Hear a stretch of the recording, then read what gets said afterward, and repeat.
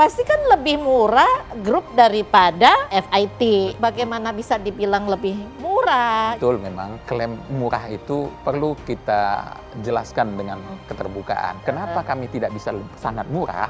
Karena memang ada standar pelayanan minimal yang harus kita berikan. Umroh mandiri itu wajib harus punya pemahaman dasar tentang ketentuan-ketentuan Saudi Arabia. Memang sebuah tantangan ya. Antusias masyarakat yang berangkat umroh ini luar biasa. Ini menandakan tentu kesyukuran kita bersama bahwa Indonesia adalah negara yang makmur. Karena apapun yang kita spend, yang kita keluarkan di jalan Allah, Allah akan ganti.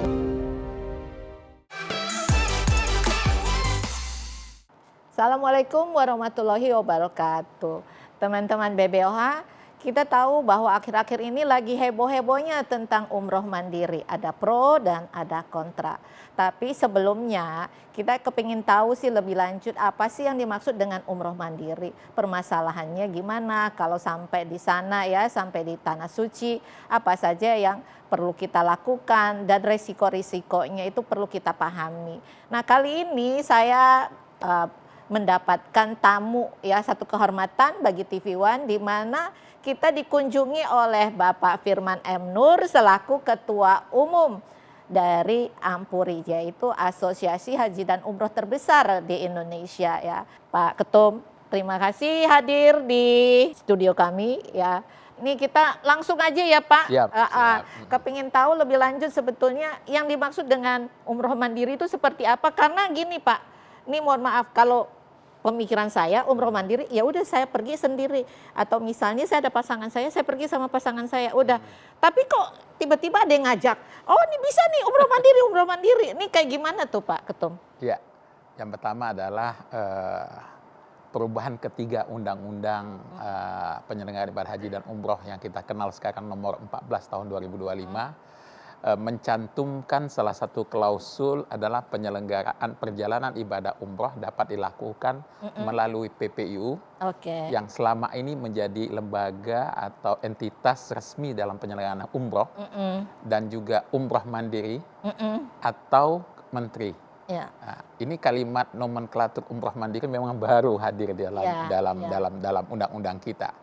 Namun kami melihat bahwa memang adalah sebuah keniscayaan tentunya ya, bahwa perkembangan saat ini yang mana digital luar biasa, kemudian akses lain sebagainya, dan Saudi juga membuka kesempatan untuk bisa melakukan proses ritual ibadah ini secara melalui website mereka Masar Nusuk. Namun memang ada persyaratan-persyaratan yang harus dipenuhi tentunya. Jadi nggak asal mau berangkat gitu, ada hal yang harus kita penuhi dulu ya. Namun kami dari segi penyelenggara, karena Ampuri ini kan membawahi 760 penyelenggara umroh, tentu melihat hal ini menjadi tantangan tersendiri bagi kami tentunya, karena memang perubahan itu adalah sebuah keniscayaan dan kami melihat bahwasanya perlu pemerintah lebih hati-hati dalam melakukan sosialisasi tentang nomenklatur umroh mandiri. Lebih kepada sifatnya edukasi lah ya, kepada masyarakat ya Pak Ketum ya. Gitu. Karena begini, karena eksistensi PPU ini berjalan sudah puluhan tahun. Betul. Dan tugas dan fungsinya pertama adalah PPU selama ini adalah melakukan pembinaan.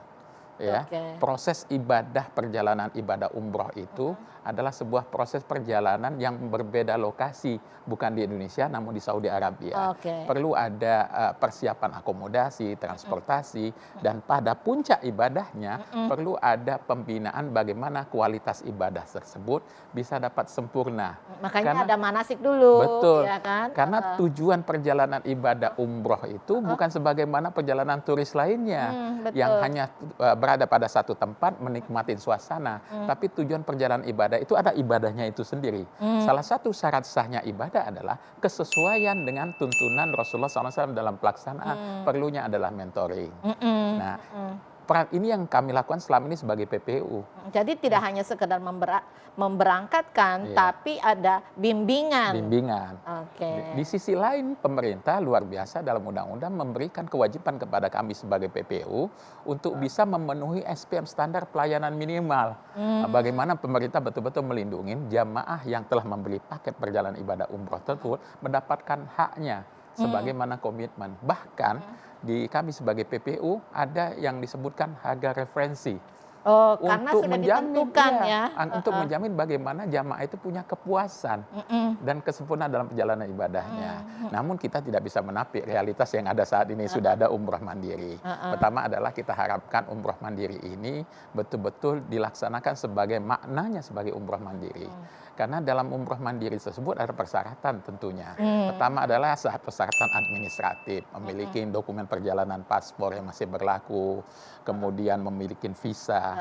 Ya, visa ini yang perlu koordinasi tentunya, karena sampai saat ini walaupun di Masar Nusuk banyak klaim mengatakan bisa diakses, namun dalam pelaksanaannya sampai tidak ada yang keluar dengan visa langsung. Tapi juga ada aturan kita yang sisko patuhi itu, Pak. Nah, undang-undang itu perlu kita pahamin, memang harus memiliki visa dan memiliki akomodasi dan transportasi yang dibeli melalui penyedia layanan. Oke, tetap aja juga harus bersinggungan dengan PPIU juga. Kami melihat sebetulnya yang dimaksud dengan umroh mandiri ini adalah berangkat dengan progres yang tidak dalam sebuah rombongan besar. Jadi semacam kayak private tour lah kalau kita ngomong yang konvensional, yang reguler. Pasnya kita katakan sebetulnya private tour itu sudah berlaku selama ini.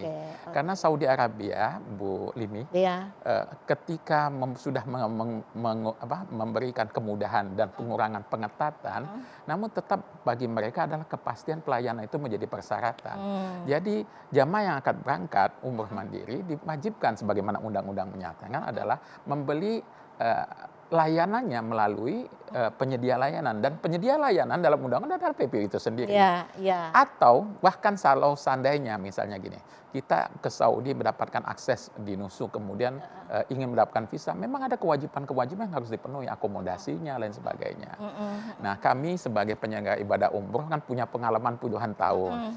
Nah, dalam praktek kami memang tidak semuanya berjalan mulus. Ada hal-hal yang terjadi mungkin di luar kemampuan kita, ketidaksesuaian, hotel lain sebagainya. Itu secara entitas bisnis yang clear dan resmi saja itu bisa terjadi. Ada masalah, apalagi kalau pergi sendiri, ya Pak Ketum ya. Yang kedua, aspek kenyamanan. Ibadah itu perlu ketenangan hati. Betul. Jadi lebih nyaman tentunya kalau seandainya sudah ada yang ngatur. Benar. Dan satu hal yang menarik Bu Limi adalah kami sebagai PPU itu sebetulnya yang menjadi saat ini membuat kita kan menjadi keluhan masyarakat kan perjalanan ibadah umroh mahal nih, mandiri murah. Nah, apakah seperti itu? Nah, mohon maaf Pak Ketum, kalau saya kan ngelihat gini, yang PPIU aja ngumpulin orang segitu banyak, itu pasti kan harga tiket aja nih. Porsi paling besar kan harga tiket kan. Pasti kan lebih murah grup daripada FIT, ya kan. Bagaimana bisa dibilang lebih murah gitu. Terus kemudian juga ke hotelnya juga demikian. Betul. Harga grup dengan FIT kita saja kalau seandainya menjalankan rombongan umroh, rombongan kecil dan jumlah kamarnya kurang dari 10, berbeda dengan yang di atas 10. Ini ibaratnya kayak orang beli grosir sama beli retail kan beda ya kan Pak Ketum. Jadi mungkin dalam kesempatan ini kita ingin menyampaikan bahwanya betul memang klaim murah itu perlu kita jelaskan dengan keterbukaan. Pertama adalah mungkin ada 1-2 orang dapat tiket promo. Itu jauh-jauh hari kali ya Pak Ketum. Iya, ya, 1-2 kan tiket promo. Terus seringkali juga bilang tidak termasuk ini, tidak termasuk ini, tidak termasuk ini. Seringkali begitu kan. Begitu setelah dijumlahkan ternyata lebih mahal daripada. Yang kedua selalu saya sampaikan tantangan biaya komponen tiket tadi, betul. Mungkin ada promo, ada tidak promo, tapi FIT dan grup tadi pasti berbeda. Yang kedua adalah yang paling banyak adalah transportasi darat berada di Saudi Arabia. Mungkin kita terbuka saja ya. Rata-rata struktur biaya kami, pos transportasi darat hanya $40. $40 6 kali, ini sekitar 700.000. Wah itu mah, ya apalagi kalau di sana kita anggap ya 7 malam lah ya, rata-rata ya. Perjalanan dari airport ke Madinah, dari Madinah. 700.000 ya berarti ya sehari hanya 100.000 berarti. Betul. Jadi sebetulnya kalau kita mau apple to apple dalam membandingkan, ya sebetulnya harusnya lebih murah travel ya. Betul. Tapi kenapa kami tidak bisa sangat murah? Karena memang ada standar pelayanan minimal yang harus kita berikan. Iya. Akomodasinya minimal bintang 3, jaraknya tidak 1,5 kilo dari Masjidil Haram, kemudian konsumsi yang makannya 3 kali sehari dalam bentuk prasmanan, tidak bisa box lain sebagainya. Karena ini hal-hal yang membuat dalam proses perjalanan itu ada kos yang harus kita pertimbangkan. Karena itu juga menyangkut kenyamanan bagi jamaah kan. Betul. Makanya dipikirkan sampai harus minimal bintang 3, makan 3 kali sehari. Karena kan buat kenyamanan si Betul. jamaah tadi kan, Pak Tengku, Betul, kan. betul. Kalau mandiri kan terserah deh mau beli makan di mana gitu Iya, kali ya. jadi mungkin begini, kalaupun istilah yang paling real dengan undang-undang kemandirian itu umroh mandiri artinya umroh berangkat ya dengan rombongan keluarga terbatas ya, tetap dengan fasilitas yang disiapkan fasilitas dasarnya yang disiapkan oleh penyedia layanan dalam ini PPU. Yang kedua adalah umroh mandiri itu wajib ya harus punya pemahaman dasar tentang ketentuan-ketentuan Saudi Arabia. Kita tidak mau nanti efeknya di belakang adalah ketika orang berangkat sendiri-sendiri tanpa ada pengaturan yang ketat, yang jelas bagi mereka, terjadi pelanggaran-pelanggaran di Saudi Arabia yang berefek kepada ketidaknyamanan jamaah. Yang kedua adalah dalam undang-undang sedikit yang agak perlu kita hati-hati kan, bahwa penjaminnya tidak ada. Tapi kalau rombongan umroh dengan PPU, udah jelas ada travelnya. ada travelnya. Bahkan kalaupun sakit sampai ditungguin itu. Oh iya, betul.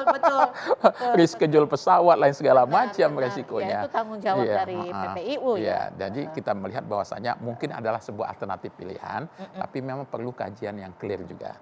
Pemahaman yang bagus yang baik untuk tentang bagaimana pelaksanaan perjalanan yang dilakukan secara mandiri. Nah, di lain kesempatan ini sebuah tantangan bagi penyelenggara, teman-teman penyelenggara perlu untuk juga membuka diri, ya. Tentu kan tidak semua paket harus kita buat dalam rombongan. Mungkin sekarang itu lebih customize ya. Gitu ya. Yang kedua adalah dengan berkembangnya industri pariwisata, Saudi Arabia sekarang membuka diri menjadi destinasi pariwisata. Oh iya. Ya. Jadi teman-teman sebetulnya bisa menggiring lebih banyak lagi keinginan untuk para pelaku perjalanan mandiri ini, bukan hanya ibadahnya saja diikutkan dengan wisata-wisata yang lainnya, dan destinasinya cukup baik, luar biasa.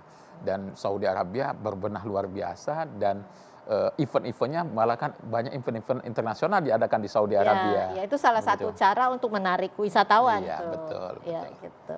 Oke, teman-teman BBOH, kita break dulu sebentar ya. Sebelumnya, ya habis itu kita akan kembali lagi ke sini.